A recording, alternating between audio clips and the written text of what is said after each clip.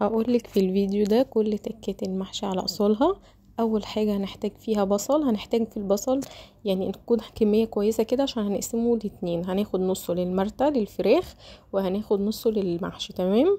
اول حاجه هنعملها تجيبي 3 معالق سمنه بلدي كبار، حبه زيت يعني مع قد معلقتين زيت. تمام.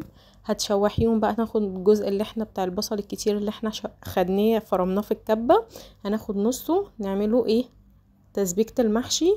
اول ما توصل معاكي للون ده يبقى هي كده تمام، ما تخلوهاش بيضة قوي ولا تخلوها غامقة قوي، يعني اللون الذهبي ده يبقى هي كده زي الفل. هتنزلي بالطماطم. تمام. هتحطي بقى معلقة السكر عشان الحموضة بتخلي برضو طعم الصلصة جميلة قوي. هنا طبعا للفراخ بالمرتة هنحتاج وحداية ماجي، فلفل اسود، كمون، جنزبيل، شوية زعتر. يعني الزعتر يا ريت يبقى قليل قوي، حبة كزبرة. تمام. هنحشي بيهم الفرخة.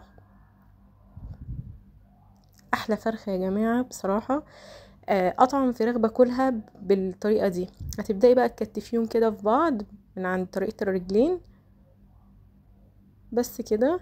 اهم حاجه الميه هتكون بتغلي، هتنزلي بيهم، هتحطي ورق راولي، هتحطي وحدايتين حبهان، وحدايتين قرنفل، جنزبيل، فلفل اسمر. بس يا جماعه حبه كزبره، مش هنحط حاجات تغير طعم الشوربه. هنا بصوا التسبيكه ما شاء الله اتسبكت. هنحط هنا فلفل اسود، كمون بقى كتير، كزبره كتير. خلطة المحشي يعني بتبقى حلوة قوي بالكمون والكزبرة. هتحطي كمون كتير، كزبرة كتير، ملح، فلفل اسود، كمون، السبع بهارات دول بيخلي من كل حاجة معلقة، يعني من كل حاجة معلقة. بصوا ما شاء الله شكلها تحفة. هتنزلي بالرز تشوحيه، هتديله تشويحه لمده دقيقتين مش اكتر. تمام. اول ما تطفي على الرز نبدا نحط الخضره، ما تحطيش الخضره الا لما تطفي على الرز، ويا ريت كمان الرز يكون هدي من السخونه عشان شكل الخضره تبقى حلو معانا. لا قدر الله ما يعني ايه ما تتبلش كده معانا في الخلطه بتبقى حلوه قوي لما بتطفي خالص النار، بتبقى ظاهره الخضره. لما بتاخديها على النار بالخضره بتحسي ان هي دبلت كده ومش بتبقى حلوه في المحشي خالص. تمام. بصوا بقى التركيه اللي جايه دي، هتجيبي بصلايه وطماطمايه هتحطيهم في قعر الحله، دي بتخلي طعم المحشي تحفه. هتحطي فلفل اسود، كمون، ملح.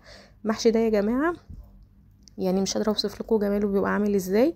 هتجيبي بقى البتنجان بتاعك اللي مقوراه وكل حاجه انتي طبعا عاملاها، تبداي تحشي المحشي. يعني توقفي الحله كده تميليها على الرخامه عشان المحشي يقف معاكي. يعني بصراحه كده بيبقى منطور ومفلفل اكتر وبيبقى طعمه احلى، احسن ما بتحطي كله كده على بعضه نايم. لا هو انتي لما بيبقى الطريقه اللي انتي موقفاه كده بصوا بتبقى شكلها تحفه وما شاء الله بيبقى طعمها يجنن وشكلها وكل حاجه فيها.